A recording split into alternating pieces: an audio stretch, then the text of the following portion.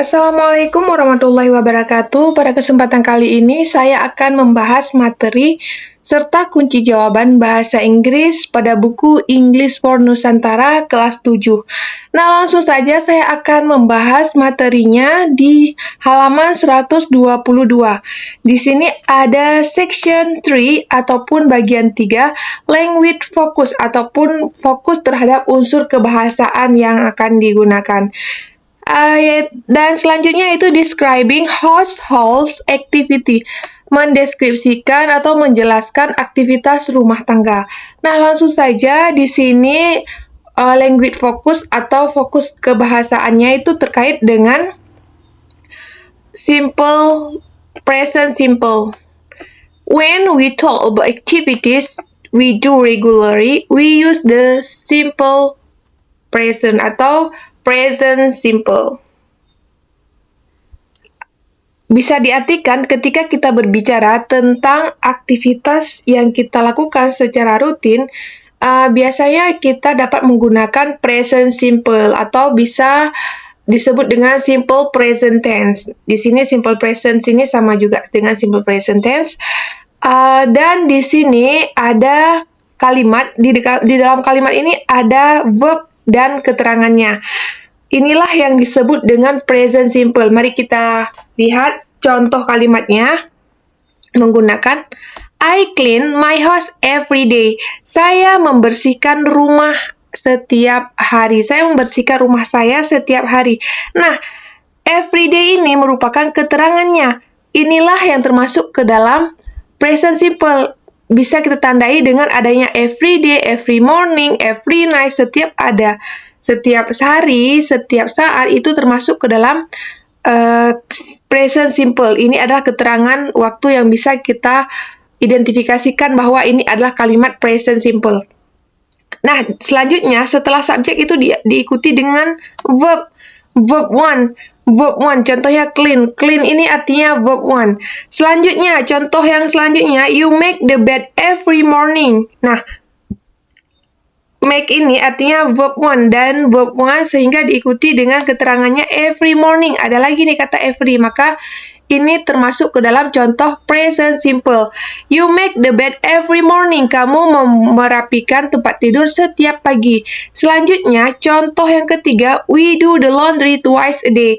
Jadi, do ini juga menandakan present simple twice a day. 2 kali dalam sehari. Nah, bisa kita artikan kita mencuci pakaian 2 kali sehari. Selanjutnya, contoh yang terakhir ini, they tidy up the room every afternoon. Nah, ini ada lagi kata every. Maka ini termasuk dalam present simple. Mereka merapikan kamar setiap ataupun ruangan setiap sore. Nah, ini contoh yang paling mudah kita tandai bahwa ini present simple. Ada subjek, setelah subjek diikuti oleh verb 1. Nah, ini verb 1. Dan keterangan waktunya ada every morning, every night, every Sunday gitu ya. Itu termasuk dalam present simple. Selanjutnya, add s or es after the verb for he, she, and it. Nah, setelah subjek he, she, it, kita bisa menambahkan di verb itu s atau es. Nah, ini. Contoh kalimatnya, she cleans the window. Nah, kalau misalkan she cleans, maka kita tambahkan s di depannya. Karena orang ketiga tunggal, she, maka di kata kerjanya kita meletakkan s. Dia membersihkan jendela. Selanjutnya, contoh yang kedua, he irons the clothes. Ya, ini juga kita tambahkan s. Karena kenapa s? Karena he. Setiap subjek he, she, it itu kata kerjanya harus tambah s ataupun es. Dia menyetrika pakaian. Selanjutnya, contoh kalimat yang ketiga, Shinta mop the floors. Nah, ini Cinta mengepel lantai. Nah, mops ini kita tambahkan s karena Sinta ini orang ketiga tunggal, bisa kembali ke seperti Sinta ataupun she gitu ya. Selanjutnya, Contoh kalimat yang keempat itu Galang washes the dishes every other's day. Nah, ini ditambah ES karena akhirannya SH, maka setiap akhiran SH harus ditambah ES di kata kerja kalau subjeknya itu orang ketiga tunggal, she, he, it. Nah, Galang ini kan nama orang, maka bisa kita sebutkan dengan he. Galang mencuci piring 2 hari sekali. Selanjutnya, for the negative. Nah, untuk menggunakan kalimat negatif, use don't for I, you, we, they.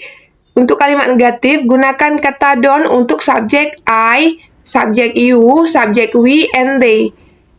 I itu saya, you kamu, we mereka, we kami, they mereka.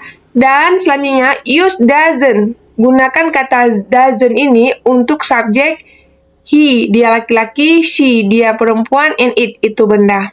Contoh, I make the bed every morning. I subjek, make verb. Dan ini verb ini tidak ditambah S karena ini I. Jadi di sini I make. Saya merapikan tempat tidur setiap pagi.